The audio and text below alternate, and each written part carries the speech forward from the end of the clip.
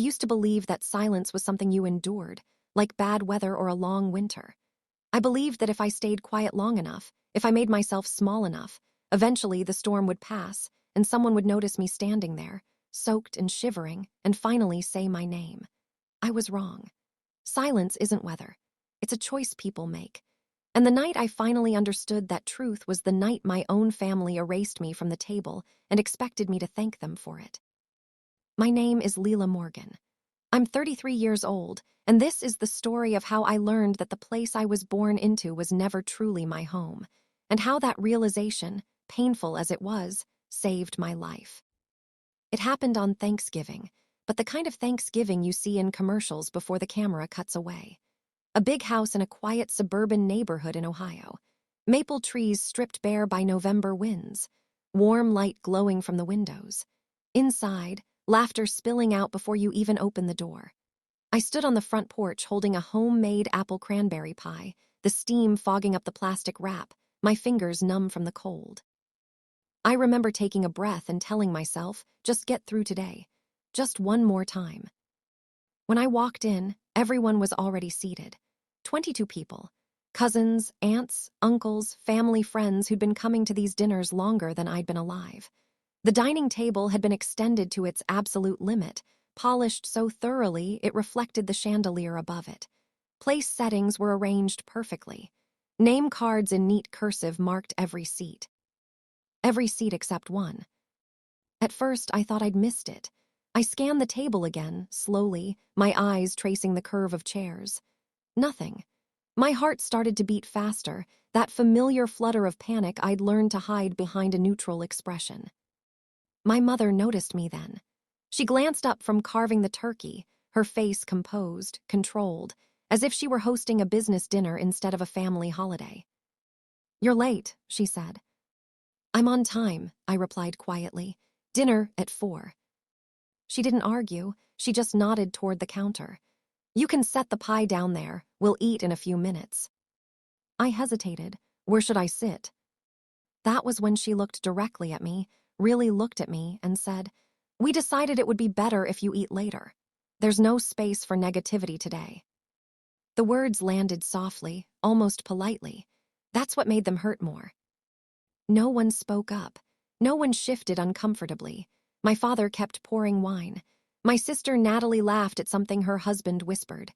Plates were passed. Butter was smeared onto rolls. Life went on smoothly, efficiently without me. I stood there for a second longer than I should have. Long enough for the truth to settle into my bones. I wasn't forgotten. I wasn't overlooked. I was excluded. I didn't cry. I didn't shout. I didn't make a scene. Instead, I reached into my bag and pulled out a thick manila envelope. I walked to the table, ignoring the way conversations slowly died down, and placed it directly in front of my father, right on his plate. "Happy Thanksgiving," I said calmly. "I finally understand why you never loved me. The answer is in there." Then I turned around, picked up my coat, and walked out of the house. But that moment, as explosive as it was, didn't come out of nowhere.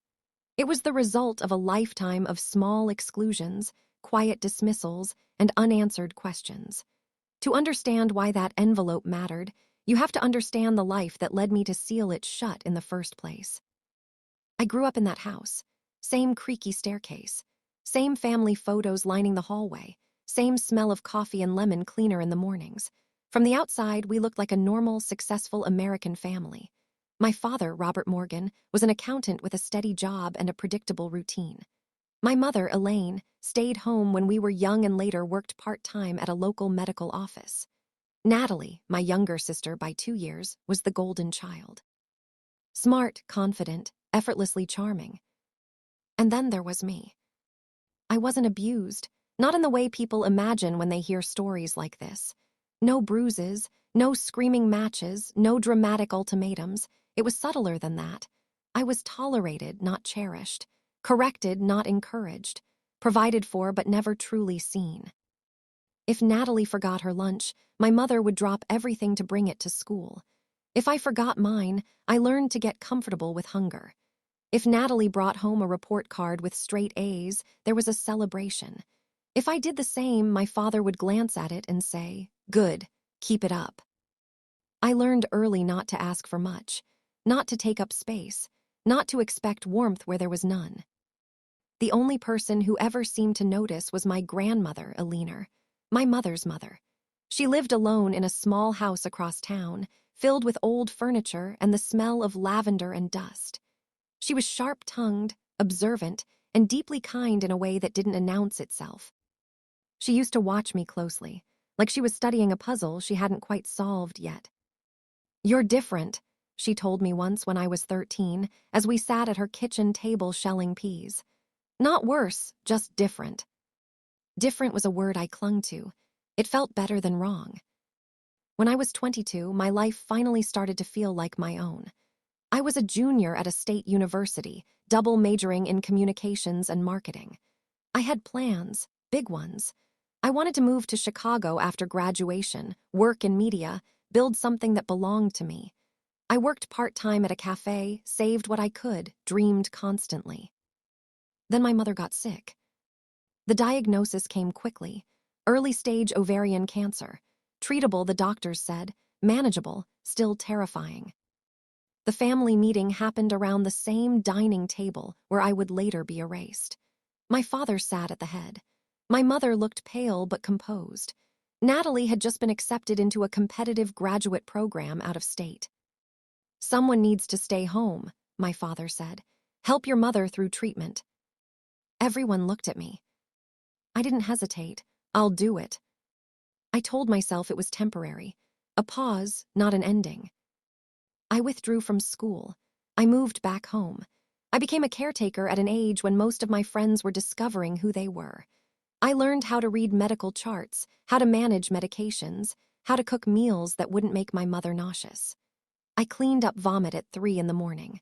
I sat through chemo sessions holding her hand while she stared at the wall. She survived. The treatment worked. The doctors used the word remission. I waited for someone to tell me I could go back to my life. Instead, my father said, "You're 24 now. It's time to be realistic. Get a job, help with the bills." So I did. I found work. I paid rent. I stayed. Natalie finished her degree 2 years later. There was a party, 60 guests, a catered dinner, speeches about her future. I worked the kitchen, refilling drinks and clearing plates until my feet ached. That night, after everyone left, I stood alone in the dining room and looked at the family photos on the wall. Natalie's achievements were documented in full color. Awards, graduations, smiling group shots. I searched for myself. There were 3 photos. One of me as a baby, one from kindergarten, and one blurry Christmas photo where I was half cut off at the edge. I asked my grandmother about it a week later. She went quiet. Then she took my hand and said, "Your mother is hiding something, sweetheart, and until she faces it, she'll keep punishing you instead." I didn't understand what she meant. I wish I had pressed her. I wish I had been braver. 2 years ago, my grandmother's health declined quickly. I became her primary support. I drove her to appointments, picked up prescriptions, fixed things around the house. When hospice came, I was the one who listened to every explanation, every difficult truth. She died on a quiet Tuesday morning, holding my hand. The funeral was crowded, polite, efficient. I arrived early like she taught me. My mother handed me a clipboard and told me to greet guests. When I asked to sit with the family, she told me the front row was for people who were close to my grandmother. I swallowed my hurt and did what I was told. After the service, a man in a gray suit approached me. He introduced himself as my grandmother's attorney. He told me she'd left something specifically for me, but there were conditions. A waiting period. Verification. That conversation followed me home like a shadow. 6 months later, my phone rang early in the morning. The waiting period had ended. We met that afternoon. He handed me a sealed envelope with my grandmother's handwriting on it. "For Leela, when you're ready." Inside was a letter, a lab report, and a partially redacted birth record. My grandmother told me the truth my mother never would. I was not my father's biological child. She had suspected for years. She confirmed it 2 years before her death. She confronted my mother, who begged her to stay silent. The DNA report was undeniable. 0% probability. Suddenly, everything made sense. The distance, the resentment, the way love always seemed conditional. I wasn't broken, I was proof. I didn't sleep that night. By morning, I knew I couldn't carry this alone anymore. Thanksgiving was 5 days away. When my mother called to tell me everyone was coming and Natalie had news, I said I'd bring my grandmother's pie. It felt symbolic, a final offering. I arrived early, like always, and for the first time I refused to shrink. The rest, you already know. The missing chair, the quiet cruelty, the envelope placed on the table like a truth bomb no one wanted to defuse. What happened next was chaos. Voices raised, gasps, accusations. My father sat in stunned silence as relatives read the documents passed around the table. My mother cried, then yelled, then tried to reframe herself as the victim. My father admitted he'd suspected when I was 5. He chose not to confirm it. He chose distance instead. I walked out before the arguments ended. The aftermath was messy. My parents separated. Relatives called with apologies that came too late. Natalie begged me to fix things, to make it normal again. I didn't.